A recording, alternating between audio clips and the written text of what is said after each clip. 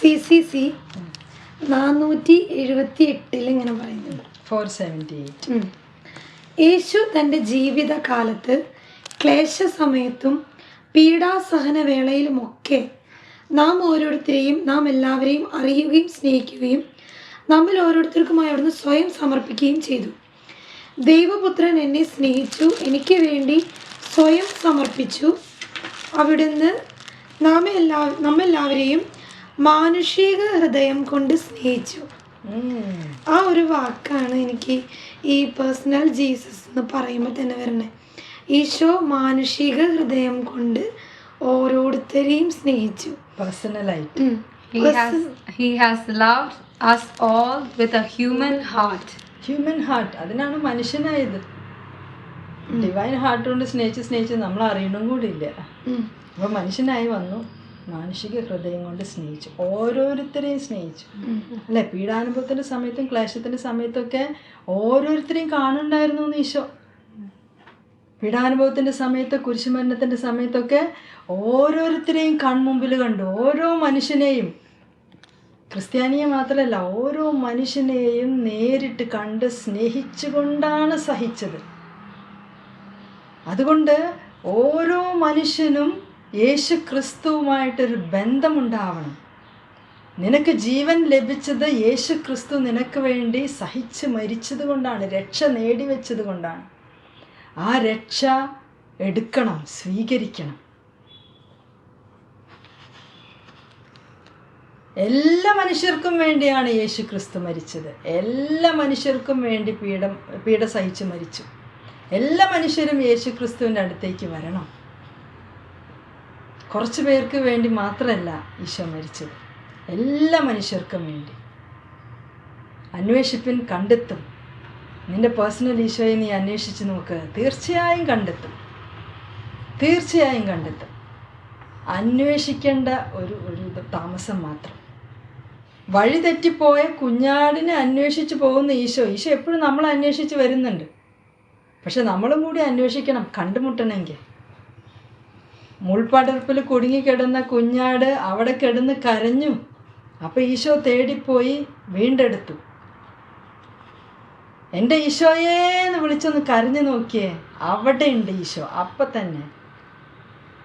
വൈകില്ല Isho. So നിൻ്റെ personal ഈശോയെ കണ്ടെത്താൻ നിനക്ക് സാധിക്കട്ടെ. ഏത് മനുഷ്യനായാലും ഈശോ നിനക്ക് വേണ്ടി മരിച്ചു, നിനക്ക് ജീവൻ തരാൻ. കാരണം മോചനദ്രവ്യമായിട്ടാണ് ഈശോ തൻ്റെ ജീവൻ കൊടുത്തത്. നിന്നെ മോചിക്കാൻ, നിന്നെ പാപത്തിൻ്റെ അടിമത്തത്തിൽ നിന്ന്, തിന്മയുടെ അടിമത്തത്തിൽ നിന്ന്, ദുഷ്ടാരൂപികളുടെ അടിമത്തത്തിൽ നിന്ന് മോചിക്കാൻ മോചനദ്രവ്യമായിട്ട് ഈശോ സ്വന്തം ജീവൻ കൊടുത്തു, രക്തം ചിന്തി. അപ്പോൾ ഒരു ക്രിസ്ത്യാനി ഈശോയുടെ തിരുശരീരം ഭക്ഷിക്കുകയും തിരുരക്തം പാനം ചെയ്യുകയും ചെയ്യുമ്പോൾ ഈശോ നേടിവെച്ച രക്ഷ സ്വീകരിക്കുകയാണ്. ഓരോ മനുഷ്യനും ഈശോ നേടിവെച്ച രക്ഷ കണ്ടെത്താനും അത് സ്വീകരിക്കാനും, അങ്ങനെ ഈശോയുടെ ശരീരത്തിൻ്റെ ഭാഗമായി മാറി ഈശോയുടെ മണവാട്ടിയായി സ്വർഗത്തിൽ എത്തിച്ചേരാൻ ഇടയാവട്ടെ, നിത്യമായി ജീവിക്കുവാൻ. യേശു ക്രിസ്തു വഴി പരിശുദ്ധ തൃത്വത്തിലേക്ക് നമ്മളെ ഉൾച്ചേർക്കാൻ ദൈവം അത്രയ്ക്കും സന്മനസ് കാണിച്ചു. ദൈവപുത്രൻ മനുഷ്യനായിട്ട് നമ്മളെയും കൊണ്ട് ചെല്ലാണ്. എന്നിട്ട് പരിശുദ്ധ തൃത്വത്തിലേക്ക് നമ്മളെ ഉൾച്ചേർക്കാൻ ആഗ്രഹിച്ചുകൊണ്ട്. CCC 648. 648. തന്റെ പുത്രന്റെ മനുഷ്യത്വത്തെ അവിടുത്തെ ശരീരം ഉൾപ്പെടെ ത്രിത്വത്തിൽ പൂർണ്ണമായി ഉൾച്ചേർക്കുകയും ചെയ്തു. പിതാവായ ദൈവം ചെയ്തത് എന്താ? തൻ്റെ പുത്രന്റെ മനുഷ്യത്വത്തെ അവിടുത്തെ ശരീരം ഉൾപ്പെടെ ത്രിത്വത്തിൽ പൂർണ്ണമായി പരിശുദ്ധ ത്രിത്വത്തിലേക്ക് പൂർണ്ണമായും ഉൾച്ചേർക്കുകയും ചെയ്തു. അപ്പോൾ ആ പുത്രൻ ശിരസാണെങ്കിൽ നമ്മൾ ആ ശിരസിനോട് ചേർന്ന് നിൽക്കുന്ന ശരീരമാണെങ്കിൽ നമ്മളെയും അങ്ങോട്ട് ചേർക്കല്ലേ ചെയ്യുന്നത്. ഈ സത്യങ്ങൾ അറിയാതെ എങ്ങനെയാണ് ഇതിനു വേണ്ടി ആഗ്രഹിക്കുകയും ദാഹിക്കുകയും ചെയ്യുക? ഈ സത്യങ്ങൾ അറിയുമ്പോഴല്ലേ ഇതിനു വേണ്ടി ദാഹിക്കാനും അതിനു വേണ്ടിയുള്ള ചെറിയ ചെറിയ സ്റ്റെപ്പുകൾ എടുക്കാനും സാധിക്കുകയുള്ളൂ. എപ്പോഴാണ് നമുക്ക് തെറ്റ് പറ്റുന്നത്? വിശുദ്ധ ലിഖിതങ്ങളോ ദൈവത്തിന്റെ ശക്തിയോ അറിയാത്തത് കൊണ്ടല്ലേ നിങ്ങൾക്ക് തെറ്റ് പറ്റുന്നത്. വിശുദ്ധ ലിഖിതം, ദൈവവചനം, വിശുദ്ധ ബൈബിളിലുള്ളത് അറിയണം. അങ്ങനെ അറിയുമ്പോൾ നമുക്ക് തെറ്റ് പറ്റില്ല. ഇത് മതം മാറ്റുന്ന കാര്യമൊന്നുമല്ല. സത്യദൈവത്തിൽ നമ്മൾ എത്തിച്ചേരണം. ആരാ സത്യദൈവം? ഈ ആകാശവും ഭൂമിയും സൃഷ്ടിച്ച, നമ്മളെയൊക്കെ സൃഷ്ടിച്ച ആ സത്യദൈവം അല്ലേ? ആകാശവും ഭൂമിയും നമ്മളെയൊക്കെ സൃഷ്ടിച്ചത് ഒരു ദൈവമുള്ളൂ, ഒരു സത്യദൈവം. ആ സത്യദൈവത്തിലേക്ക് നമ്മൾ എത്തിച്ചേരണം. അപ്പം ഞങ്ങളിവിടെ ചെറിയ തോതിൽ അനുഭവിച്ച, പേഴ്സണലായിട്ട് അനുഭവിച്ച ആ ദൈവത്തിൻ്റെ എക്സ്പീരിയൻസ് ഞങ്ങൾ ഷെയർ ചെയ്യുന്നു. നിങ്ങൾ നിങ്ങളുടെ പേഴ്സണൽ ആ ദൈവത്തിൻ്റെ എക്സ്പീരിയൻസ് അന്വേഷിക്കുക, തീർച്ചയായും കണ്ടെത്തും. ഞങ്ങൾ പ്രാർത്ഥിക്കുന്നുണ്ട് അല്ലേ? പ്രാർത്ഥിക്കുന്നുണ്ടോ? പ്രാർത്ഥിക്കുന്നില്ലെങ്കിൽ പ്രാർത്ഥിച്ച് തുടങ്ങണം. അവരോട് പറയാം നമ്മൾ പ്രാർത്ഥിക്കുന്നുണ്ട്. യെസ്. CC 618 618 okay. അതില് ലാസ്റ്റ് ഒരു കാര്യം വിശുദ്ധ റോസ് ഓഫ് ലീമ പറയുന്ന ഒരു കാര്യമാണ്. ഫീസ്റ്റ് ജസ്റ്റ് കഴിഞ്ഞല്ലോ.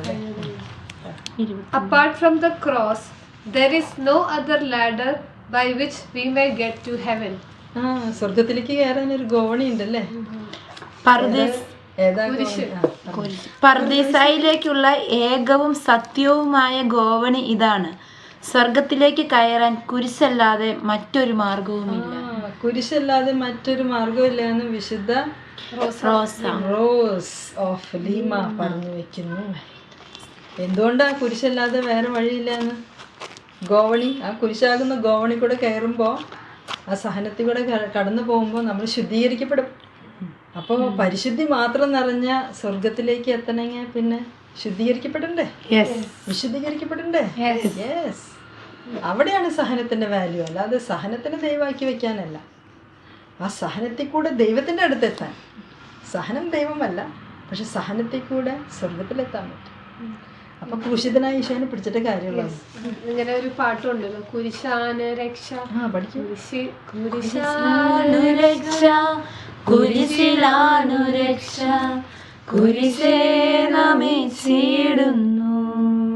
അപ്പോ ഈശോ കുരിശിലൂടെയാണ് രക്ഷയുടെ വഴി നമുക്ക് കാണിച്ചു തന്നത്. ഇതിനെക്കാട്ടും വലിയൊരു ബെറ്റർ വേ ഉണ്ടെങ്കിൽ അത് കാണിച്ചു തന്നേനെ. But this is the best way. ദൈവം ബെസ്റ്റ് ആയതുകൊണ്ട് ബെസ്റ്റ് ചെയ്യുള്ളൂ. അപ്പൊ കുരിശാണ് ബെസ്റ്റ്. രക്ഷ, രക്ഷകൻ, സേവിയർ, ക്രൂസിഫൈഡ് സേവിയർ. അപ്പോൾ സേവിയർ എന്നുള്ളതിനോട് ബന്ധപ്പെട്ടിട്ടാണ് കുരിശ്. വെറുതെ ഇങ്ങനെ കുരിശ് എന്ന് പറയല്ല. ഓക്കെ. അപ്പോൾ best way to reach heaven. Wisdom is to choose the best way. Yes. Which is the best way? കുരിശ് എടുക്കോ? കുരിശ് എടുക്കണം, കുരിശാകണം. ഈശോയെ കിടന്നോ ഞാനൊരു കുരിശായിട്ട്, അങ്ങനത്തെ കുരിശ്, നെഗറ്റീവ് കുരിശല്ല. അപ്പോൾ ഈ പൗലോസ്ലീഹ പറയുന്നുണ്ട് ഗലാത്യക്കാരോടും ഇങ്ങനെ പറയുന്നുണ്ട് 5:24 പിന്നെ 6:14. And those who belong to Christ Jesus have crucified their flesh with its passion and desires. ലോകം എനിക്കും ഞാൻ ലോകത്തിനും ക്രൂശിക്കപ്പെട്ടിരിക്കുന്നു. അപ്പൊ നമ്മളിലുള്ള ലൗകികതേനെ, ലോകത്തിനെ നമ്മൾ ക്രൂശിക്കണം. ഈശോ എന്തിനാ ക്രൂശിക്കപ്പെട്ടെ? ഈ ലോകവും പാപമൊക്കെയാണ് ക്രൂശിക്കണ്ടേ? യെസ് ആണോ? അപ്പോൾ എല്ലാ മനുഷ്യരുടെയും പാപം അങ്ങോട്ട് എടുത്തു, എന്നിട്ട് ക്രൂശിക്കപ്പെട്ടു. അപ്പോൾ ഈ ലോകത്തെയും പാപത്തെയും ലൗകികത, ജഡികത, തിന്മ, ഇതിനെയൊക്കെ ക്രൂശിച്ചു. മരണം കൊണ്ട് കീഴടക്കി. പാപത്തിൻ്റെ വേദനയല്ലേ മരണം. ആ മരണത്തെ മരണം കൊണ്ട് കീഴടക്കി. മരണമേ നിൻ്റെ ദംശനമേ വരും. ഇനി മരണത്തിന് ഒരു മരണത്തിന്റെ മേൽ വിജയം വരിച്ചു. യേശു നീ മരണത്തെ ജയിച്ചെഴുന്നേറ്റവൻ. ഈശോ മരിച്ച് മരണം കൊണ്ട് കീഴടക്കിയിട്ട് അങ്ങോട്ട് ഉത്ഥാനം ചെയ്തു. ഈശോ പറഞ്ഞു, എൻ്റെ പിന്നാലെ പോരൻ, എൻ്റെ കൂടെ സഹിച്ച് എന്നോടൊപ്പം മരിച്ച് സംസ്കരിക്കപ്പെട്ട് ഉത്ഥാനം ചെയ്തു പോരൻ, പിന്നെ മരണമൊന്നും നിന്നെ തൊടില്ല. ആ മരണം തൊടില്ല. പിന്നെ അത്രയ്ക്കും best way is the cross. Do you run away from the cross? അങ്ങനത്തെ ഒരു പ്രവണത രാവിലെ എഴുന്നേൽക്കുമ്പോ തൊട്ട് എവിടെ ക്രോസ്? കുരിശ് എവിടെ? ക്രൂസിഫൈഡ് സേവിയർ എവിടെ? അതാണ് അന്വേഷിക്കുന്നത്. അതല്ലാത്തതൊന്നും ചിന്തയിലുമില്ല, ഭാവനയിലുമില്ല, ഹാർട്ടിലുമില്ല, മനസ്സിലുമില്ല, എവിടെയില്ല. കുരിശാണ് രക്ഷ, കുരിശിലാണ് രക്ഷ, വേറെ ഒന്നിലേക്കും ശ്രദ്ധ പോവില്ല. അല്ലേ? അതല്ലേ ക്രൂസിഫൈഡ്. എന്തൊരു ബുദ്ധിമുട്ട്. ഇല്ല, അതിലേക്ക് ആയി വരും സന്തോഷത്തോടുകൂടെ ചേർപ്പതയായി വരുന്നു. ഓരോരുത്തർ കുരിശെടുക്കാൻ പോകണം, ഓരോരുത്തർ സഹനം എടുക്കാൻ പോകണം. എന്തൊരു രസമായിരിക്കില്ലേ? ഓരോരുത്തർ പാപില്ലാണ്ട് ജീവിക്കണം, ഓരോരുത്തർ പൊടിയണം, ഓരോരുത്തർ എന്താ broken, body is broken. Isho പറഞ്ഞില്ലേ, Isho broke the bread and gave broken offering. അതായത് പരിശുദ്ധ അമ്മ ധ്യാനിക്കുന്ന, വ്യാകുല മാതാവ് ധ്യാനിക്കുന്ന ഈശോ, ആ ഈശോനെ വേണം ധ്യാനിക്കാൻ. വേറെ പ്ലാനുകളും പദ്ധതികളും.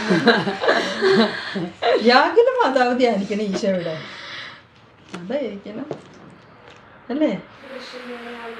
ഞങ്ങളുടെ ശത്രുവിൽ നിന്ന് ഞങ്ങളെ രക്ഷിക്കാനുള്ള പിതാവിന്റെയും പുത്രന്റെയും പരിശുദ്ധാത്മാവിന്റെയും നാമത്തിൽ ആമേൻ.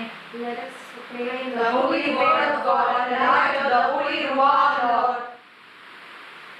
Deuteronomy 33:25-29. നിന്റെ നാമത്തിൽ മുമ്പിലെയും ന്യായസ്ഥലത്തിന്റെ ശക്തിയും യേശുവിന്റെ ദൈവത്തിന്റെ ആത്മാവിനാൽ സഹായിക്കണം. വിഹാരത്തിലൂടെ മഹത്വപൂർണ്ണമായ മേഘത്തിന്മേൽ സഞ്ചരിക്കുന്നു.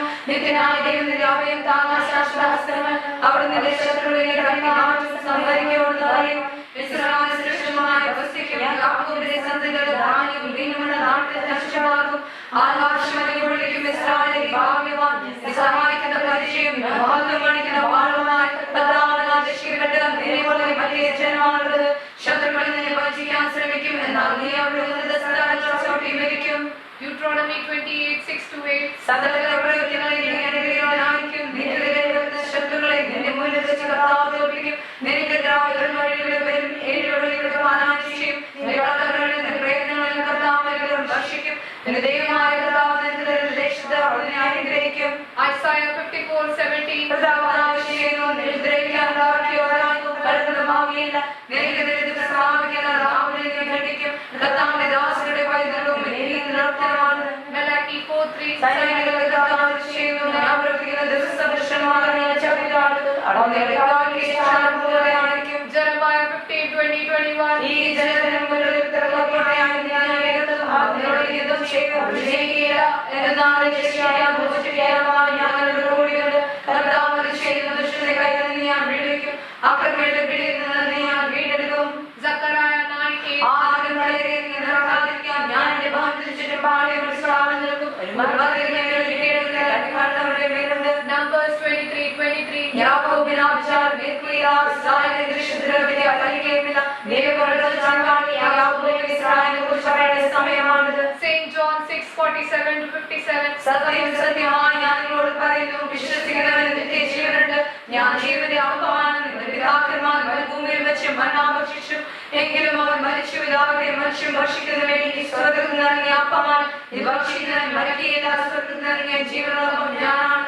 ആരെങ്കിലും അപ്പത്തിൽ നിന്ന് ഭക്ഷിച്ചാൽ അവൻ എന്നേക്കും ജീവിക്കും. ലോകത്തിന്റെ ജീവന് വേണ്ടി ഞാൻ നൽകുന്ന അപ്പം എന്റെ ശരീരമാണ്.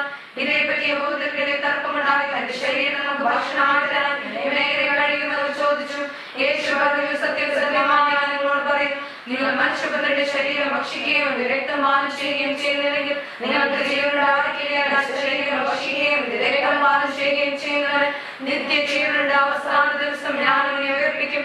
എന്നാൽ എന്റെ ശരീരം യഥാർത്ഥ ഭക്ഷണമാണ്, എന്റെ രക്തം യഥാർത്ഥ പാനീയമാണ്. എന്റെ ശരീരം ഭക്ഷിക്കുകയും എന്റെ രക്തമാണ് ചെയ്യുകയും ചെയ്യുന്നവൻ എന്നിലും ഞാൻ അവനിൽ വസിക്കുന്നു. ജീവിക്കുന്നവനായ പിതാവിനെ അയച്ചു, ഞാൻ പിതാവ് മൂലം ജീവിക്കുന്നു, അതുപോലെ ഭക്ഷിക്കുന്നവൻ ഞാൻ മൂലം ജീവിക്കും. From our enemies deliver us, our Lord. In the name of the Father, and of the Son, and of the Holy Spirit. Amen.